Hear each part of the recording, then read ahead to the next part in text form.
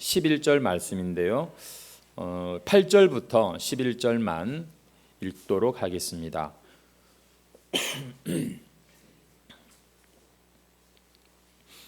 요한계시록 10장 8절부터 11절 말씀까지 우리 함께 합독해서 읽도록 하겠습니다. 다 찾으신 줄 알고 읽겠습니다. 하늘에서 나서 내게 들리던 음성이 또 내게 말하여 이르되 네가 가서 바다와 땅을 밟고 서 있는 천사의 손에 펴 놓인 두루마리를 가지라 하기로 내가 천사에게 나아가 작은 두루마리를 달라 한즉 천사가 이르되 갖다 먹어버리라. 내 배에는 쓰나 내 입에는 꿀같이 달리라 하거늘 내가 천사의 손에서 작은 두루마리를 갖다 먹어버리니 내 입에는 꿀같이 다나 먹은 후에 내 배에서는 쓰게 되더라. 그가 내게 말하기를 네가 많은 백성과 나라와 방언과 임금에게 다시 예언하여야 하리라 하더라. 아멘. 오늘 본문 말씀으로 다시 예언하여야 하리라는 제목으로 함께 은혜를 나누겠습니다. 날씨가 아주 많이 추워졌습니다. 이럴 때에 우리가 건강 관리를 좀 더 잘 챙기셔야 될 것 같습니다. 저는 아주 건강하고 좋았는데 어제 잠을 통 못 잤습니다. 밤새 뒤척이다가 그냥 새벽에 일찍 그냥 교회당 와가지고서 준비하고 그랬는데 아침에 또 가서 한 2시간 이렇게 좀 눈은 붙인 것은 있습니다만 면역력이 이렇게 좀 떨어진 것 같은 그런 느낌이 있습니다. 여러분 몸 관리를 잘 하십시오. 이 몸은 우리의 영혼과 분리된 것이 아니라 우리가 말하는 구원은 전인적인 구원이라고 합니다. 그래서 몸 관리 잘하는 것도 경건한 생활의 한 부분인 것을 기억하시고 음식도 잘 드셔야 되고 운동도 하셔야 되고 나중에 마침내 우리는 주님께서 부활하신 그 몸 우리도 그 새 몸을 받게 될 것입니다. 우리는 천국 가서 이 몸을 가지고서 활동하는 그런 영원한 삶을 살게 될 것입니다. 이 모든 게 다 하나님의 은혜고 축복이지요. 오늘은 옆에 분에게 우리 이렇게 한번 인사했으면 좋겠습니다. 하나님의 자녀 되심을 축하합니다. 한번 인사하시겠습니다. 아멘. 예수님과 하나 되심을 축하합니다. 한 번 더 하겠습니다. 우리에게 성령이 오심을 축하합니다. 무슨 말인지 잘 몰라도 굉장히 중요한 축복들입니다. 교리고 하나님의 참 약속이고 이 땅에서 우리가 누릴 수 있는 그런 축복이지요. 오늘도 요한계시록 말씀을 가지고서 함께 은혜를 나누려고 합니다. 좀 어렵지만 여러분 오늘도 한번 마음을 정하시고 귀를 여시고 잘 듣고 우리가 오늘의 말씀에서 이 교훈을 좀 받았으면 좋겠습니다. 1절부터 11절 오늘은 10장 전체를 나누도록 하겠습니다. 앞에 우리가 9장을 보았는데 9장의 내용은 첫 번째가 두 가지로 나누면은 이 5번째 천사가 나팔을 불었을 때 황충 메뚜기 재앙이 세상에 임하는 그런 내용이었고요. 그리고 6번째 천사가 나팔을 불었을 때 무슨 일이 있었죠? 지난 시간에 2만만의 마병대의 그런 또 재앙 이야기도 우리가 했습니다. 각설하고 이제 10장으로 넘어왔으니까 몇 번째 천사 순서입니까? 7번째 천사가 나팔을 이제 불 차례인데 본문 10장이 보니까 이제 7번째 천사가 아니라 또 다른 힘센 다른 천사가 등장을 하고 있고 7번째 천사가 나팔 분다는 얘기는 11장 15절 가면은 거기에 이제 또 등장하는 것을 볼 수가 있습니다. 그러니까 이 10장과 11장 14절까지는 지금 7번째 천사 이야기가 아니라 또 다른 이야기를 하고 있다는 것이죠. 여러분 앞에 우리가 6장에서도 이와 비슷한 일이 있었는데 기억을 하실는지 모르겠습니다. 첫째 인을 떼니까 이런 일이 일어나고 둘째 인을 떼니까 이런 일이 일어나고 이러면서 여섯째 인까지 떼는 것이 진행되면서 6장이 끝났습니다. 그러면 7장에 들어오면은 이제 일곱째 인을 떼는 이야기가 나와야 되는데 난데없이 하나님의 인침받은 자 14만 4천 이야기가 등장하는 것이 있었죠.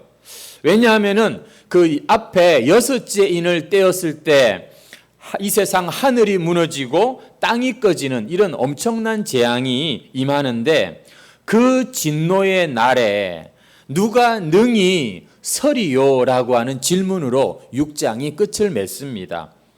그래서 7장은 이제 여섯째 인 이후에 일곱째 인으로 넘어가는 것이 아니라 그 질문에 대한 대답으로 이제 7장이 기록되는 것이죠. 바로 하나님의 인침받은 자 14만 4천 명이 그 진노의 날에 능히 서게 될 것이다. 아무리 세상이 하나님의 심판과 진노 가운데 무서운 재앙들이 있어도 하나님의 인침받은 자들은 그 진노와 상관이 없다. 안심해라. 이제 이런 어떤 말씀인 것입니다. 7장은 그래서 갑자기 그 땅의 재앙을 비추던 그 조명이 하늘을 비추면서 그 하늘에 우리가 하나님의 인침받은 자들이 정말 온전한 모습으로 하나님 앞에 서 있는 그런 장면을 보여주고 있는 겁니다. 비록 이 땅의 현실은 흘리는 눈물이 있고 아픔이 있고 슬픔이 많은 현실이 있지만 그러다 너희들은 이미 하나님의 품에 안긴 온전하게 참 완성된 하나님의 백성들이다라고 하는 위로와 소망의 말씀이 이 7장의 말씀이라고 할 수 있습니다. 그리고는 또 이제 땅의 현실을 이야기하고 또다시 또 하늘을 비춰주고 이런 구조로 계시록은 계속 진행이 됩니다. 여러분 우리가 앞에 9장에서 이 사람이 3분의 1의 숫자가 죽는 그런 재앙 이야기가 나왔습니다. 이 세상에 대하여 하나님께서 심판을 하시는데 사람 3분의 1이 죽을 만큼 그런 재앙입니다. 놀랍게도 죽지 않고 살아남은 자들이 그래서 하나님 앞에 회개를 하느냐? 그렇지 않고 오히려 우상을 섬긴다는 그런 내용으로 끝나는 것을 우리가 보았습니다. 여러분, 이것이 바로 이 세상 사람들의 모습입니다. 자기들이 지금 재앙을 당하는지도 모르고 하나님의 심판 가운데 있는 줄도 모르고 계속해서 힘들다고 말하면서 어렵다고 말하면서도 계속해서 자기들의 그 우상을 붙잡고 살아가는 모습이라는 것이죠. 이 대책 없는 사람들에 대해서 성경은 뭐라고 말을 합니까? 야, 너희들은 구제불능이구나. 너희들은 저 지옥에나 가서 영원히 형벌이나 받아 마땅한 그런 사람들이구나. 하나님 이렇게 말씀하시는 걸까요? 오늘 거기에 대한 대답으로 10장이 기록되고 있다. 이렇게 보시면 됩니다. 그 마지막 대답이 그 결론적인 대답이 마지막 11절에 있다는 것이죠. 한번 우리 볼까요? 마지막 11절 한번 같이 읽겠습니다. 시작. 그가 내게 말하기를 내가 많은 백성과 나라와 방언과 임금에게 다시 예언하여야 하리라 하더라. 이 10장의 내용이 뭐라고요? 그 사람이 3분의 1이나 죽는 재앙 가운데 겨우 살아남은 사람들입니다. 그러면 정신 차리고 회개해야 되는데 끝까지 우상을 버리지 않는 이 사람들에 대하여 어우 저 인간들 지옥 가야 마땅한 인간들 이게 아니라 뭐 하라고요? 다시 가서 예언해야 한다라고 이렇게 말씀하고 있는 겁니다. 여러분 다시 예언한다는 말은 앞에서도 예언했다는 그런 말이지요. 여러분 지금 이 끝까지 회개하지 않는 세상에 대하여 이 사람들에 대하여 교회는 오늘 본문에 의하면 이 요한 사명받은 사람은 어떻게 해야 된다고요? 끝까지 예언해야 된다. 끝까지 복음을 전해야 되고 사명을 감당해야 된다. 이런 이야기가 오늘 본문에서 우리가 살필 내용이라는 것입니다. 하나님의 은혜를 경험하고 이제 하나님의 나라에 대한 소망을 가지고 살아가는 저와 여러분 아니겠습니까? 정말 이 세상에 믿지 않는 사람들의 여러 가지 직접적이고 혹은 간접적인 여러 가지 참 어려움을 우리가 겪고 살아갑니다. 그런 것을 볼 때 우리는 실망하고 또 같이 저주하고 같이 싸우고 싶고 이런 생각이 들 수도 있지만, 그러나 성경은 다시 한번 이 세상을 향하여, 여러분들의 직장을 향하여, 여러분들의 가정을 향하여, 여러분들의 그 하나님께서 붙여주신 그 영혼들을 향하여 우리가 해야 할 일을 끝까지 포기하지 않고 잘 감당해야 된다, 이런 말씀을 하시는 거고요. 그리고는 그 사명을 잘 감당할 수 있는 방법까지 오늘 본문에서 이야기해 주고 계십니다. 읽지는 않았지만 우리가 1절 말씀을 한번 같이 보겠습니다. 내가 또 보니 힘센 다른 천사가 구름을 입고 하늘에서 내려오는데 그 머리 위에 무지개가 있고 그 얼굴은 해 같고 그 발은 불기둥 같으며. 요한이 지금 이제 7번째 나팔 불 천사가 아니라 다른 힘센 천사가 구름을 입고 하늘에서 내려오는 것을 봅니다. 그 머리에 뭐가 있다고요? 무지개가 있습니다. 얼굴은 뭐 같습니까? 해 같죠. 발은 불기둥 같다라고 말합니다. 굉장히 이 힘센 다른 천사는 아주 위엄이 있는 영광스러운 그런 모습인 것을 보게 되는데, 우리가 계시록 앞에서 읽었던 말씀이 생각이 납니다. 장차 그리스도께서 이 땅에 오실 때 구름 타고 오신다고 했거든요. 또 하늘 보좌에 무지개가 둘러 있었던 것도 여러분 기억나십니까? 그리스도의 얼굴은 해가 힘있게 비치는 것 같다고 말씀하신 구절이 앞에 나왔었습니다. 그리스도의 발은 풀무불에 용광로에 단련된 빛난 주석 같다. 여러분, 지금 오늘 본문의 이 불기둥과 아주 유사하지 않습니까? 그래서 이 지금 10장에 나오는 이 요한이 보는 이 다른 힘센 천사는 바로 예수 그리스도다, 이렇게 말하는 사람들도 많습니다. 그리고 또 다르게 그리스도로부터 그 권한을 위임받은 아주 큰 천사다, 이렇게 말하는 사람들도 있습니다. 제가 이런 견해 저런 견해를 얘기하는 것은 이래도 되고 저래도 된다라는 차원에서 말씀을 드리는 겁니다. 그보다는 더 중요한 의미를 우리가 찾아야 되기 때문이지요. 여러분, 이 천사의 손에 뭐가 있냐 한번 보시겠습니까? 같이 한번 읽겠습니다. 시작. 그 손에는 펴놓인 작은 두루마리를 들고 그 오른발은 왼발은 땅을 밟고. 여러분, 이 천사의 손에 펴놓인 작은 두루마리가 있다고 말합니다. 두루마리가 펴놓여져 있다고 말합니다. 이 말은 전에는 임봉되어 있었다는 그런 뜻이 됩니다. 여러분, 우리는 앞에 5장에서 이 임봉된 두루마리를 본 적이 있습니다. 요한이 보좌에 앉으신 이의 오른손에 7인으로 봉인된 두루마리가 있는 것을 보았는데, 어떤 천사가, 힘 있는 천사가 큰 음성으로 이 두루마리를 누가 펼 것이고 그 누가 인을 떼기에 합당하냐 외쳤지만 그 두루마리를 펴거나 그 인을 떼는 자가 없었어요. 그때 요한이 어떻게 했습니까? 기억나십니까? 자기가 크게 울었더라, 그렇게 성경이 말하고 있습니다. 왜냐하면 그 두루마리 임봉을 풀지 못하는 것이 그만큼 좌절하고 슬픈 일이었기 때문이었겠죠.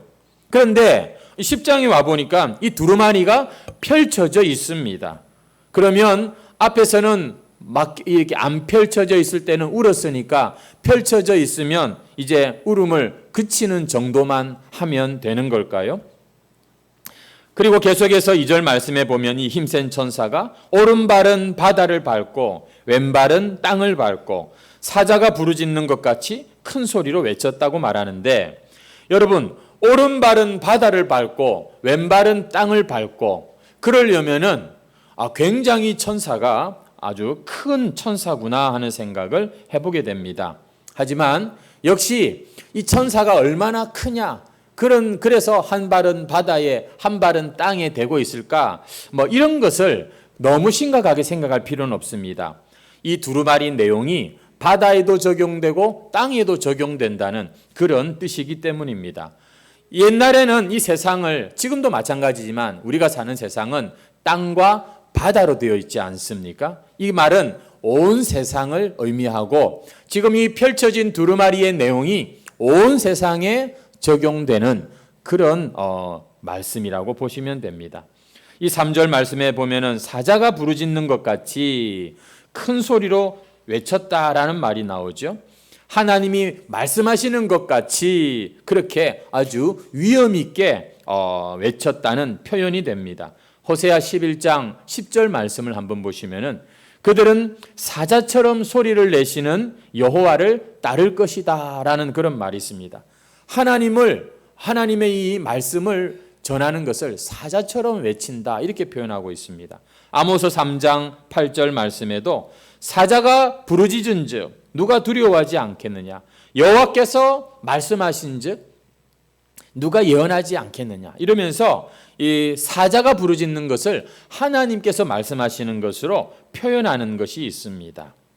힘센 사자가 하나님의 음성을 대신해서 이렇게 외치고 있고, 그때 이 3절 끝에 보시면은 7 우레가 그 소리를 내어 말하더라. 우레가 7번 이렇게 울렸다는 것이 아니라 하나님께서 말씀하셨다는 표현이 되는 것입니다. 일단은 조금은 딱딱하지만 제가 본문들을 좀 설명하고 말씀을 우리가 적용해 보겠습니다. 여러분 4절 말씀을 한번 같이 읽겠습니다. 4절 말씀입니다. 시작. 7 우레가 말을 할 때에 내가 기록하려고 하다가 곧 들으니 하늘에서 소리가 나서 말하기를 7 우레가 말한 것을 임봉하고 기록하지 말라 하더라. 7 우레가 앞에 3절 끝에 보니까 이 울려 퍼졌는데 지금 이 4절에서는 그 7 우레가 말한 것을 임봉하고 기록하지 말라 이렇게 기록합니다. 공개하지도 않을 말씀을 그러면 왜 말씀하신 걸까요? 요한도 하나님이 임봉하고 기록하지 말라고 한 내용을 왜 굳이 소아시아 교회, 이 계시록을 받는 교회에 알려주는 걸까요? 아예 그 7 우레 얘기 자체를 꺼내지 말아야지요. 여러분 지금 이 7 우레가 말한 것, 이 요한 계시록의 이 내용들을 포함하는 건데 이것을 우리에게 알리지 마라 이런 뜻이 아니라 이 7 우레가 말한 내용, 하나님의 이 말씀을 우리한테 알리지 않은 사실을 알리라는 그런 말입니다. 이 말이 좀 제가 어렵게 나가고 있는데요. 너희들 뭔가 비밀이 있다, 너희들은 절대 모른다 이 이야기가 아니고 너희는 너희가 모르는 것이 있다는 것을 알아야 된다라는 차원에서 이 말씀을 지금 이렇게 기록하고 있다는 겁니다. 성도 여러분, 이 요한계시록에 대해서 너무 뭔가 새로운 특별한 것을 우리가 기대하지 말자 그랬습니다. 이 말씀이나 계시록 말씀이나 다른 성경 말씀이나 동일하게 예수 잘 믿자는 이야기입니다. 주님이 오실 날을 우리가 깨어서 준비하자, 기다리자 이런 말씀이 여러분 이 주요 내용이라는 것이죠. 여러분 우리는 인간입니다. 사람은요 하나님의 계획을 다 알 수 없습니다. 만약에 다 알려고 한다면 그걸 하나님에 대한 열심으로도 볼 수 있지만 선을 넘는 교만으로 볼 수도 있는 것입니다. 하나님이 우리에게 알려주신 것을 우리가 받고 듣고 아멘 그렇게 하고 족한 줄로 여기면 거기에 우리 신앙에 유익함이 있는 것입니다. 하나님이 정확하게 구체적으로 말씀하시지 않았는데도 불구하고 굳이 나는 거기에 대해서 더 궁금해하고 더 알려고 할 때 2단이 나오고 3단이 나오는 것이지요. 설령 그런 것들을 안다고 해도 그 사람의 신앙 성장에 별로 도움이 되는 것 같지도 않습니다. 여러분 오늘 본문 말씀해 보니까 뭔가 위험 있는 천사가 지금 이 펼쳐진 두루마리가 있고 그런데 또 하나님의 그런 이 사자같이 외치는 7 우레가 외치는 이런 말씀들이 있는데 그거를 명쾌하게 말씀하지 않고 임봉해라, 아직 그것을 말하지 말라고 이렇게 말하고 있다는 겁니다. 이 말은 무슨 말이라고요? 우리는 신앙생활할 때 성경을 통해서 하나님을 알고 성경을 통해서 신앙 승리의 비결을 알지만 모든 것을 다 알 수가 없다. 또 모든 것을 다 알 필요도 없는 거예요. 왜냐하면 우리는 인간이기 때문입니다. 여러분, 그 선을 우리가 잘 지킬 수 있겠습니까? 그 선을 여러분 우리가 넘어가면 진짜 이게 문제가 오히려 더 커지는 경우가 많습니다. 여러분, 욥기서 아시죠? 구약의 이 욥기에서 계속해서 고난 중에 이 욥이 반복하는 말이 있는데 그게 뭐냐면 왜 나에게 이런 일이 생기는지 모르겠다는 겁니다. 그러니까 그 욥의 친구들이 뭐라고 말을 하냐면, 야, 하나님이 까닭 없이 재앙을 너에게 내리겠느냐? 네가 뭔가 잘못한 게 있으니까 지금 이런 일을 당하는 거 아니겠느냐? 회개해라. 이렇게 자꾸 다그칩니다. 욥은 자기가 아무리 생각해도 그런 것이 없는데 진짜 욥은요 의로운 자였거든요. 정말 대단한 사람이었습니다. 그래서 답답했겠죠. 자기 결백을 알아주는 자가 없으니까 말이죠. 나중에 하나님이 그들의 대화 가운데 욥에게 찾아오셔서 간섭하시고 결론적으로 욥은 전보다 더 2배가 되는 그런 참 소유를 얻고 욥기는 결말을 맺습니다. 그런데 여러분 아시죠? 욥기의 1장, 2장에 보면은 이 하나님과 사탄이 대화하는 내용이 나오지 않습니까? 내가 이 욥 같은 자를 참 못 봤다. 하나님이 이 욥을 인정하시고 칭찬하실 때 이 사탄이 그렇게 말을 합니다. 어찌 까닭 없이 하나님을 경외하는 자가 있겠습니까? 그 사람이 재산이 많으니 그런 겁니다. 그 재산 다 가져가면 그 사람이 안 그럴 겁니다. 그래도 이 욥이 끔찍하지 않으니까 하나님 이 사단이 와가지고서 그 사람의 몸을 치면 그 사람 입에서 지금 같은 말이 안 나올 겁니다. 무슨 얘기입니까? 이 욥의 고난이 알고 봤더니 영적 세계에서 하나님과 사탄의 그런 대화 가운데 이 고난이 어떻게 비롯됐다라고 우리가 볼 수가 있는 것이죠. 욥이 이 사실을 몰랐습니다. 욥기를 마지막까지 보아도 이 내용은 끝까지 우리는 알지만 욥은 모르는 내용입니다. 나중에 아마 천국 가서 아마 이 사실을 알게 되었을 겁니다. 그때 여러분 이 욥의 마음이 억울했을까요? 왜 내가 그런 일을 당했는지 알고 봤더니 그래서였구만 이러면서 이 막 욥이 그렇게 막 불만을 터뜨렸을까요? 그렇지 않을 겁니다. 욥은 그 고난을 통해서 내가 피조물이라는 사실과 하나님에 대한 창조주에 대한 더 높은 이해와 지식을 갖게 되고 무엇보다도 신앙의 꽃이라고 할 수 있는 겸손함을 배우었기 때문이라는 것이죠.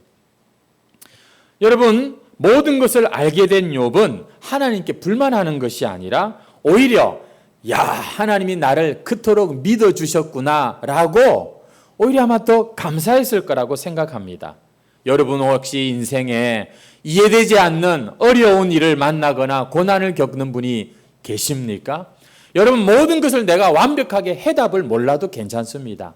하나님이 내게 그것을 허락하셨다는 건 그만큼 내 안에서 하나님이 우리를 강하게 붙들고 계시다는 증거고, 그 일로 시험 당하지 않고 오히려 그 고난이 우리를 유익하게 할 것을 아시기 때문에 우리에게 허락하신 고난인 줄 믿으시기 바랍니다.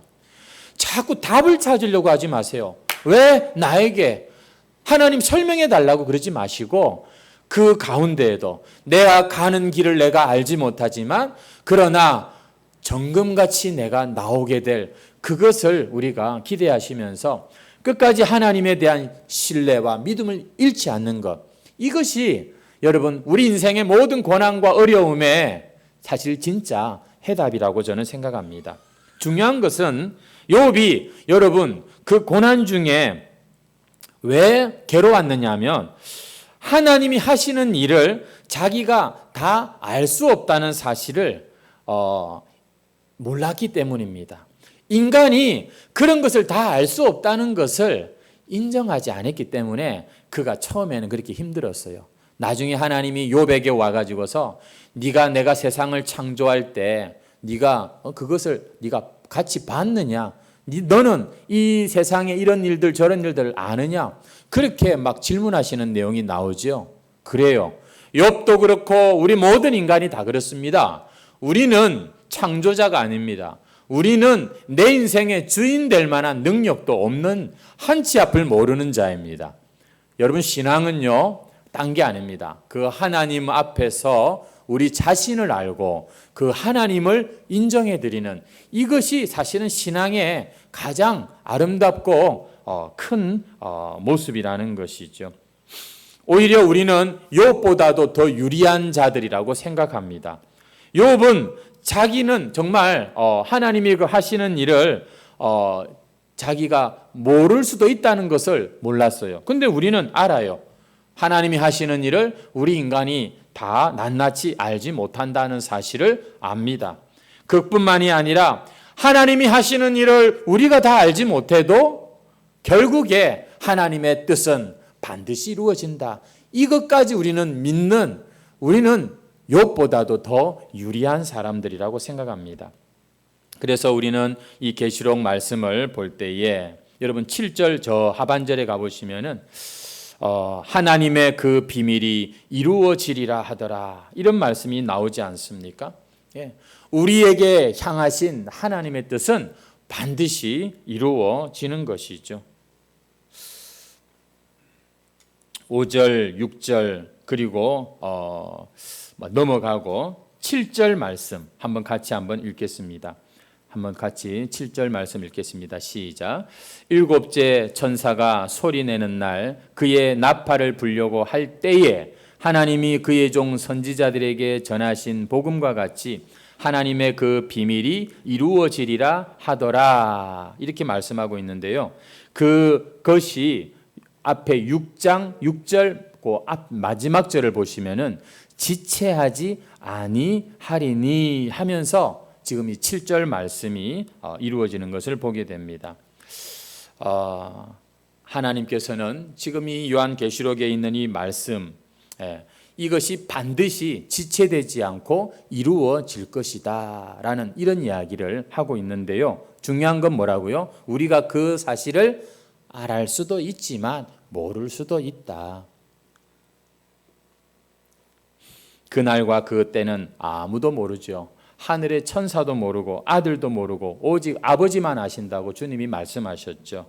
여러분, 하나님이 성도들에게 필요하면 가르쳐 주십니다만 모든 것을 다 가르쳐 주시지는 않습니다. 여러분, 그 이야기를 지금까지 제가 말씀드렸고요. 요한이 이런 말씀을 듣는데 지금 이 8절 말씀에 보니까 요한한테 이 7 우레가 말한 것을 임봉하고 기록하지 말라고 말한 그 음성이 8절에 보면 이런 말씀을 하고 있는 것입니다. 한번 같이 8절을 읽겠습니다. 시작. 하늘에서 나서 내게 들리던 음성이 또 내게 말하여 이르되 네가 가서 바다와 땅을 밟고 서 있는 천사의 손에 펴놓인 두루마리를 가지라 하기로. 지금 하나님의 뜻은 완벽하게 알려주지도 않는다고 하시면서 그러나 천사의 손에 펴놓인 두루마리를 가서 가지라고 이렇게 지금 말씀하고 있습니다. 그래서 요한이 9절에 보면 천사한테 가서 그 두루마리를 달라고 하지요. 그러니까 천사가 뭐라고 말을 합니까? 갖다 먹어버리라. 내 배에는 쓰나 내 입에는 꿀같이 달리라. 이런 이야기를 하고 있다는 것입니다. 그 두루마리를 달라고 하니까 이것을 먹어라. 그러면서 배에서는 쓸 것이고 입에서는 꿀같이 달 것이다. 여러분, 제가 앞서 그런 말씀을 드렸습니다. 이 10장은 하나님의 은혜를 경험한 우리가 이 끝까지 회개하지 않는 죄 많은 세상과 회개하지 않는 사람들을 보면서 실망하거나 저주하는 것이 아니라 그럼에도 불구하고 다시 한번 그들에게 우리의 이 사명과 이 복음과 이 하나님의 말씀을 잘 전하고 우리에게 주신 사명을 감당하라는 말씀이라고, 그러면서 어떻게 감당할지를 가르쳐 준다라고 말씀을 드렸죠. 하나님의 이 사명, 교회에 주신 사명, 우리 각자에게 주신 이 사명을 여러분 우리가 어떻게 이 마지막 시대, 이 끝까지 회개하지 않는 이 세상 사람들 가운데에서 우리의 사명을 감당할 수 있는가? 여러분 9절 말씀에 이 말씀을 먹으라는 것입니다. 우리 한번 같이 9절 말씀 읽겠습니다. 시작. 내가 천사에게 나아가 작은 두루마리를 달라 한즉 천사가 이르되 갖다 먹어버리라. 내 배에는 쓰나 내 입에는 꿀같이 달리라 하거늘. 여러분 우리가 무슨 일을 해야 합니까? 이 마지막 시대에 이 계시록의 이 비밀도 완벽하게 명쾌하게 지금 드러나지 않는 이때에 우리가 할 수 있는 것이 뭐냐? 그것은 말씀을 먹는 것입니다. 그럼에도 불구하고 그 말씀을 우리는 계속해서 취하고 이 말씀을 우리의 양식으로 삼는다는 그런 말이 바로 이 말씀을 먹는다는 것입니다. 우리는 이 말씀을 먹기 위해서 먼저 읽어야 되고 들어야 됩니다. 하지만 단순히 읽고 듣는 것이 그건 기초지만 그것이 전부가 아니라 말씀이 나에게 힘이 되고 내게 영양분이 되고 내가 그 말씀의 영향을 받으며 사는 것이 바로 이 말씀을 먹는다라고 하는 것이죠. 이렇게 우리가 말씀을 먹을 때 우리는 목사로서, 장로로서, 권사로서, 집사로서 또 모태신앙인으로서 우리의 신앙생활을 정상적으로 할 수가 있게 되고 사명도 감당할 수가 있게 됩니다. 여러분 만약에 말이죠. 말씀은 먹지 않으면서 목사 노릇한다? 그러면은 여러분 반드시 문제가 일어나고 말 것입니다. 사실 우리 사고치는 목사들 얘기 많이 듣잖아요. 여러분 장로라고 다가 아닙니다. 말씀을 먹는 장로냐 말씀을 안 먹고 그냥 혼자서 막 그냥 뛰어다니는 장로냐 이건 엄청나게 큰 차이가 있습니다. 여러분 오늘 이 말세에 정말 우리가 해야 될 일이 있다면 하나님의 말씀을 먹는데 열심을 내어야 하는 것입니다. 여러분 우리의 신앙생활을 정상적으로 영위하기 위해서 필요한 것은 그 말씀을 우리가 먹는다는 것이죠. 이 요한이 오늘 본문에 이 말씀을 먹는다는 이 먹으라는 말씀 앞에 순종했을 때 두 가지가 나타납니다. 하나는 입에서 꿀같이 단 이런 일이 일어났고 하나는 배에서 아주 쓰게 되는 이런 일이 있었다라고 말하고 있습니다. 여러분은 아마 옛날에 혹은 최근에도 그런 경험을 하신 분들이 있을 겁니다. 야, 참 말씀의 은혜가 된다. 여러분 이런 경험이 우리에게 참 중요합니다. 시편 119편 105절에 보면은 주의 말씀은 내 발의 등이요 내 길의 빛이라고 말씀하는데 모든 사람에게 자동적으로 말씀이 등이 되고 빛이 되지 않습니다. 시편 119편 103절 말씀에 주의 말씀의 맛이 내게 어찌 그리 단지요 내 입에 꿀보다 더 단이다. 이 말씀이 경험되어야지 주의 말씀이 내 발에 등도 되고 빛이 될 수도 있는 것이라는 것입니다. 우리가 하나님의 말씀에 대해서 이와 같이 먹고 싶고 이와 같이 말씀이 참 달구나 이런 경험이 없다면 이 어두운 세상에 우리는 말씀의 등불, 그 말씀의 빛을 경험하기 어려운 것입니다. 그래서 구약의 오늘 요한뿐만 아니라 선지자들도 마찬가지입니다. 에스겔 선지자도요. 우리 한번 에스겔 3장 1절 말씀을 한번 보시겠습니까? 이 선지자가 이런 말씀을 듣습니다. 또 그가 내게 이르시되 인자야 너는 발견한 것을 먹으라. 너는 이 두루마리를 먹고 가서 이스라엘 족속에게 말하라. 여러분 순서가 어떻게 됩니까? 가는 것이 먼저입니까? 먹는 것이 먼저입니까? 여러분 내가 먼저 말씀을 먹고 그 말씀이 내 안에서 꿀처럼 달 때 우리는 사명을 가지고 갈 수가 있게 되는 것입니다. 봉사도 중요하고 여러분 교회에서 찬양하는 것도 중요하고 말씀 전하는 것도 중요하고 정말 중요한 게 다 많습니다만 그러나 그 무엇보다도 내 자신이 하나님의 말씀을 먼저 먹어야 합니다. 하나님의 그 말씀의 영향을 받아야 됩니다. 안 그러면 여러분 아무 일도 일어나지 않는 것이죠. 우리 사람은 참 연약합니다. 믿을 존재가 못 됩니다. 하나님의 말씀이 그러나 말씀을 먹고 말씀을 가진 자들에게서 하나님의 또 이 역사는 일어나는 것을 보게 됩니다. 여러분, 선지자 예레미야도 한번 제가 말씀을 드리겠습니다. 1장 6절인데요. 예레미야 1장 6절 같이 한번 읽겠습니다. 시작. 내가 이르되 슬프도소이다. 주 여호와여 보소서. 나는 아이라 말할 줄 알지 못하나이다. 이 예레미야가 자신을 가리켜서 말할 줄 모르는 아이라고 말하면서 자기를 슬프다 이렇게 고백하고 있는 그런 내용입니다. 그런데 하나님께서 이 부족한 이 예레미야에게 한 가지 은혜를 주십니다. 우리 한번 9절 말씀을 같이 한번 읽겠습니다. 시작. 여호와께서 그의 손을 내밀어 내 입에 대시며 여호와께서 내게 이르시되 보라 내가 내 말을 내 입에 두었노라. 이 말할 줄 모르고 아이와 같은 슬픈 그런 이 심정의 이 사람에게 하나님이 한 가지 선물을 주시는데 말씀을 주셨다라고 말하고 있습니다. 그랬더니 예레미야가 변하는 모습을 보게 됩니다. 예레미야 15장 16절 말씀입니다. 같이 읽겠습니다. 시작. 만군의 하나님 여호와시여 나는 예레미야 15장 16절 없습니까? 제가 읽어드릴게요. 만군의 하나님 여호와시여 나는 주의 이름으로 일컬음을 받는 자라. 내가 주의 말씀을 얻어먹었사오니 주의 말씀은 내게 기쁨과 내 마음의 즐거움입니다. 이렇게 고백을 하는 장면이 예레미야 15장 16절에 나옵니다. 알다시피 예레미야는 하나님께서 귀하게 쓰시는 일꾼이 되었습니다. 여러분, 예레미야의 별명이 뭔지 아십니까?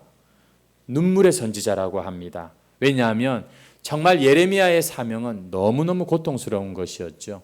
하지만 눈물을 흘림에도 불구하고 자신의 사명을 끝까지 감당할 수 있었던 비결이 하나 있었는데 그가 하나님께 말씀을 받았기 때문입니다. 하나님의 그 말씀이 그에게 있었기 때문에 그는 아무리 힘들어도 자기의 사명을 버리는 그런 일을 하지 않은 그런 선지자가 되었다는 것이죠. 사실 하나님의 일을 하는 사람들에게는 여러분 고난과 시련만 오는 것이 아닙니다. 그들에게는 한 가지 공통점이 있는데 그것은 바로 말씀이 주는 기쁨과 충만함이 있다는 것입니다. 특별히 이 말씀은 단순히 기록된 말씀에서 그치는 것이 아니라 성령의 감동으로 기록된 말씀이니까 성령께서 감동하여 주시는 그런 말씀을 그들이 먹는 여러분 이런 축복이 있다는 것이지요. 그런 사람은 어디 내놔도 성공합니다. 이런 사람은 하나님의 말씀을 먹고 그 말씀에 꿀송이처럼 단 것을 아는 사람은 여러분 아무리 세상이 캄캄해지고 말세지말이 되어도 그들은 빛과 같은 그런 삶을 살게 됩니다. 그런데 보니까 10절에 보면은 이 입에는 꿀같이 달지만 먹은 후에 내 배에서 쓰게 되더라. 요한이 그 말씀을 먹었는데 배에서 쓰게 되었다는 이런 말씀이 있습니다. 입에서는 달고 배에서는 쓴 것이 여러분 하나님께서 먹으라고 하신 말씀이라고 하는 영적 영혼의 양식인 것이죠.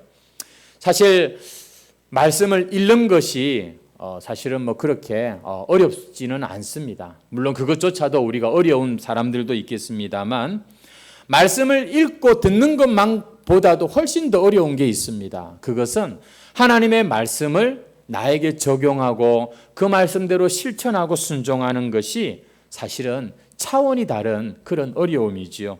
왜냐하면 우리가 죄성을 가진 인간이기 때문에 그렇습니다. 그리고 우리가 그 말씀을 살아야 되는 이 세상이 여전히 사단이 역사하는 죄 많은 세상이기 때문에 여러분 하나님의 말씀을 받을 때는 꿀송이처럼 달았지만 그 말씀이 내 안에서 내 배에서는 아주 쓰게 되는 것이 여러분 이것이 우리가 하나님의 말씀을 경험하는 두 번째 양상이라고 할 수 있습니다. 여러분 중에 내가 말씀대로 한번 살아보려고 몸부림쳐 보신 분이 계시지요. 바로 오늘 이 말씀을 지금 말하는 겁니다. 하나님 말씀에는 용서하라고 했는데 용서가 안 되잖아요.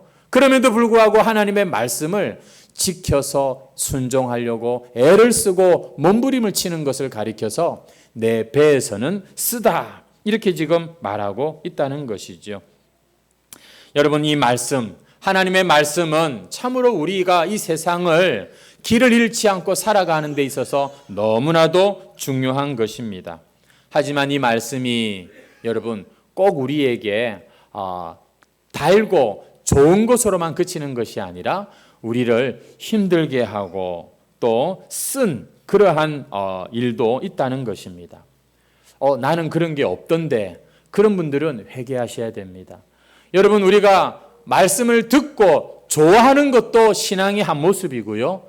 그 말씀 때문에 한 주간 살면서 우리 스스로 몸부림을 치고 누군가에게 조롱을 받는 것도 똑같이 하나님의 말씀을 받는 한 모습이기 때문에 그런 것입니다.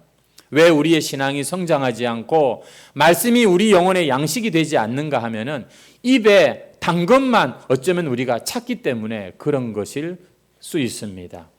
여러분의 배에서 하나님의 말씀이 쓰게 되는 그런 경험은요, 뭐냐면 벌써 그 말씀이 우리 영혼의 양식이 되는 이런 모습이라는 것이지요. 지금 두루마리가 지금 임봉된 상태에서는 요한은 눈물 흘리는 것밖에는 할 게 없었습니다. 그런데 그 임봉이 지금 펼쳐졌다, 이렇게 이야기를 합니다. 하지만 또 온전한 것을 기록하지 못하게 하는 이런 또 한계가 있습니다. 여러분, 이 임봉이 지금 그래도 풀린 이때에 오늘 이 성경 말씀은 우리에게 무엇을 명령하고 있습니까? 그것을 갖다 먹으라. 그리고 아무리 그것이 배에 써도 그걸 잘 감수해라. 그러면서 마지막 11절에 다시 이 세상을 향하여서 예언해라, 말씀을 전해라, 그런 뜻이거든요. 성도 여러분, 우리는 요한계시록을 통해서 참 우리가 말세에 깨어있는 신앙이 되어야겠다, 그런 결심을 하게 됩니다. 특별히 오늘 말씀은 우리가 전하는 이 사명을 감당해야 된다고 말씀하고 있습니다. 듣지도 않고 깨닫지도 못하는, 회개하지 않는 이 사람들을 향하여서 성경은 분명히 말씀합니다.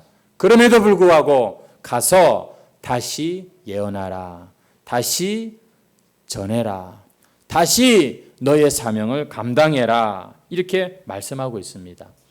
우리가 말한 것을, 우리가 전한 것을 받고 안 받고는 그들의 문제입니다. 하지만 하나님의 백성이 전하지 않고 사명을 끝까지 감당하지 않는 것은 여러분 우리가 책임져야 할 것이지요.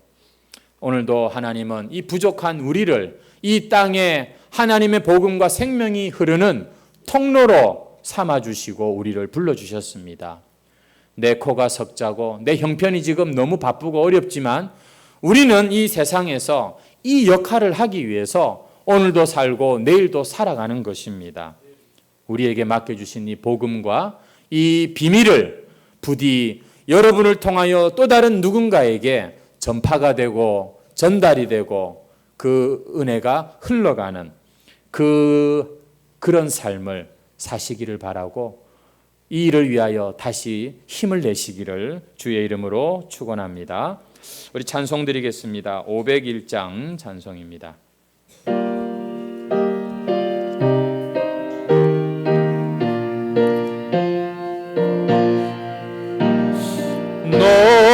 시온아 이 소식 전파하라.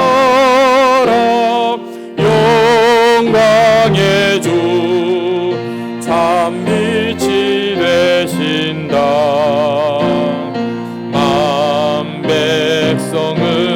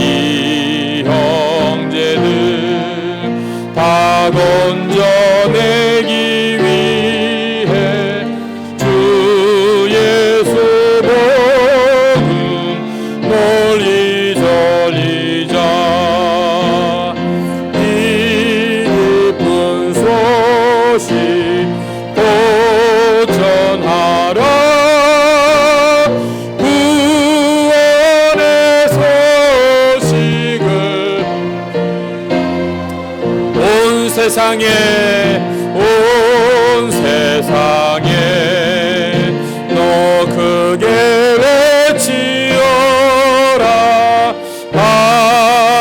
하나님은 참 사랑이시다.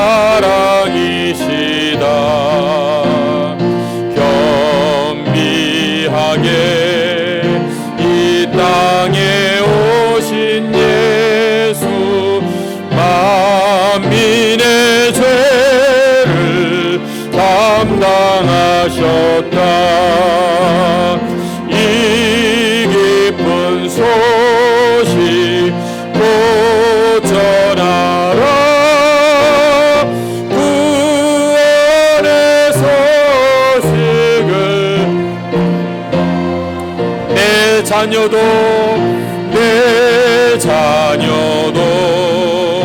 이 복음 전파하라. 늘 기도와 온 재물 드려서 이 복음을 너 힘써 전파하며 영광의 성을, 이 기쁜 소식, 이 기쁜 소식 곧 전하라. 구원의 소식을 널리 전하라. 아멘. 할렐루야. 오늘 또 말씀을 통해서 우리가 해야 할 일들을 다시 힘을 내고 다시 잘 사명을 감당하라고 말씀하시는 오늘 하나님의 말씀을 들었습니다. 이 말씀에 여러분 다시 우리가 참 회개할 것은 회개하시고 다시 하나님 앞에 간절히 구하시면서 이 세상 사는 동안 주님, 제가 이 비밀을 참 열심히 전하는 그러한 삶을 살게 해주십시오. 마지막까지 지치지 않고 중단되지 않는 그런 사명자로 승리할 수 있게 해달라고, 우리에게 필요한 힘과 은혜를 하나님 이 시간도 우리에게 공급하여 주옵소서. 우리 말씀을 생각하시면서 우리 다 같이 주여 한번 해주고 통성으로 기도하겠습니다. 주여, 은혜와 사랑을 감사합니다. 하나님 아버지, 그렇습니다. 참으로 우리가 하나님 앞에 사명자로 이 세상을 살게 하여 주시니 감사합니다. 하나님의 말씀을 먹고 그 말씀을 따라 살아갈 때에 주님, 우리는 이 사명을 능히 감당하게 될 줄로 믿습니다. 오 성령님 도와주시고, 오 거룩하신 하나님 아버지, 이 세상 사는 동안 우리의 이 걸음을 멈추지 않고 주님, 끝까지 회개하지 않는 이 세상을 향하여서 실망하고 슬퍼하고 저주하는 것이 아니라 우리가 해야 할 일을 마지막까지 성실하게 잘 감당하는 종들이 되게 해 주옵소서. 비록 우리는 완벽하게 알지 못하지만, 우리는 아는 것보다 모르는 것이 더 많은 사람들이지만, 우리 앞에 펼쳐져 있는 이 두루마리를 하나님, 우리가 믿음으로 취하게 하여 주시옵소서. 주여, 주님 오시는 그날까지 하나님, 우리가 이 세상을 향하여서 사명자로 살기를 다시 한번 간절히 소원합니다. 주님, 우리는 연약하고 부족합니다. 주를 위하여 눈물을 흘리게 하시고, 영혼을 위하여 몸부림을 치게 하시고, 하나님의 나라를 위하여 기도하며 구하며, 아버지 하나님, 참으로 우리의 사명을 감당하게 해주시옵시고, 우리 해광교회가 주님, 참으로 이 사명을 감당하는 교회가 되게 하여 주시고, 오 주님이 부족한 종이, 맡겨주신 이 사명을 감당하는 종이 되게 해주시고, 우리 성도들 직장에서, 가정에서, 일터에서, 학교에서, 어디서든지 하나님 아버지여, 이 복음을 전파하며 이 복음의 도구로 쓰임받는 귀한 종들 아버지 살게 되게 하여 주시고, 하나님의 나라와 그 은총을 구하며 살 때에 우리 우리의 필요한 것들을 공급하시고 우리의 생명과 건강과 물질과 모든 필요도 채워주실 줄 믿사오니 하나님 아버지 우리 교회를 받아주시고 사용하여 주시고 우리 성도들을 다시 한번 힘있게 하여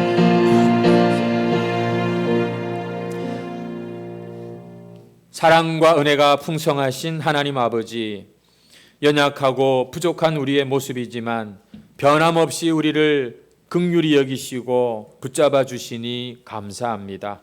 오늘도 우리를 이렇게 하나님 앞에 예배자로 불러주시고 또 다시 한번 세상을 향하여 받은 사명 잘 감당하라고 말씀해 주시고 감당할 수 있는 방법까지 또 가르쳐 주시니 감사합니다. 오늘 말씀을 통하여 알게 된 것 같이 이 마지막 때에 대한 두루마리가 펴져 있는 이 시대에 비록 우리가 그 하나님의 계획을 완전히 다 알 수는 없지만 그 뜻과 그 계획하심은 언젠가 반드시 이루어질 것을 믿습니다. 하나님의 이 말씀에 우리의 인생을 거는 귀한 사명자들이 일어나게 해 주시옵소서. 이 모든 비밀이 이루어질 주의 날이 잠시 잠깐 후면 다시 우리에게 찾아올 것인데 주여 우리의 현실 앞에 이 세상의 죄들 얼마나 부조리한 일이 많고 안타깝고 슬픈 일이 많습니까? 세상을 살면 살수록 참 서글퍼지고 우리의 한계를 깨닫게 되는 그런 인생입니다.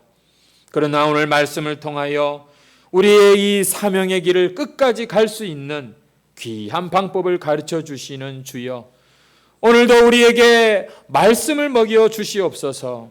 하나님의 말씀을 읽고 듣고 배울 때에 우리 영혼의 양식이 되게 해 주시옵소서. 하나님의 말씀이 내 입에 꿀보다 더 달고 맛있는 그 은혜를 베풀어 주시옵소서. 그 말씀이 배에서는 썼다고 하는데 이 죄 많은 세상에서 하나님 말씀대로 사는 것이 당연히 우리에게 고통이고 힘든 일이 분명하지만 그러나 그 말씀대로 살려고 몸부림을 칠 때 주님이 세상에서 말씀 지키려고 고난과 핍박을 각오할 때 주여 우리는 진정 교회다운 교회, 정말로 하나님께서 자랑스럽게 여기시는 그러한 인생이 될 줄로 믿습니다. 하나님 오늘 이 예배 시간 말씀 앞에서 다시 힘을 내겠습니다. 주여 내가 다시 시작하겠습니다. 하나님의 그 말씀을 맛보게 하시고 하나님의 그 말씀을 끝까지 지키는 삶을 살게 해 주시옵소서. 이곳에서 자라나는 우리 자녀들, 우리 다음 세대를 주님의 손에 올려드립니다. 성령 안에서 잘 자라게 하여 주시고 어릴 때부터 하나님의 말씀이 저들의 가치관이 되고 사고방식이 되는 그런 신앙의 교육이 되게 해 주시고 세상에 빼앗기는 자녀들이 아니라 예수님의 제자로 세우는 그런 우리 교회 자녀들이 되게 해 주시옵소서. 노년의 성도들에게도 주님 힘이 되어 주시고 이 육신의 질고 가운데에도 하나님의 그 말씀을 찾는 그러한 성도가 되게 하시고 주님 참 내일 일을 알지 못하는 우리의 인생입니다. 하나님이 허락하신 이 귀한 믿음의 씨앗이 30배, 60배, 100배의 결실을 맺는 우리 어른들, 우리 성도들 되게 하여 주시옵소서. 우리 해광교회에 교회를 사랑하는 일꾼들을 세워주심을 감사합니다. 이렇게 주일을 함께 보내며 청소도 하고 식사도 준비하고 또 참 생명 같은 귀한 물질도 하나님 앞에 믿음으로 구별하여 드리는 이 종들로 인하여서 주님 참 교회가 또 여기까지 왔습니다. 거룩하신 성령이여 참으로 하늘의 신령한 복을 허락하여 주시고 이 땅에 또한 저들의 떡과 기름이 마르지 않는 그러한 삶을 허락하여 주시옵소서. 특별히 오늘 구별하여 귀한 예물 바치오니 하나님 아버지 기쁘게 받아주시고 흠양하여 주실 때에 그 예물을 위해 참 담긴 마음과 정성도 주님 받아 주시옵소서. 오늘 다시 한번 하나님의 말씀으로 성령의 도우심으로 힘을 얻고 새롭게 시작하는 우리 성도들의 삶이 되기를 소망하오며 예수님의 이름으로 기도합니다. 아멘. 우리 주 예수 그리스도의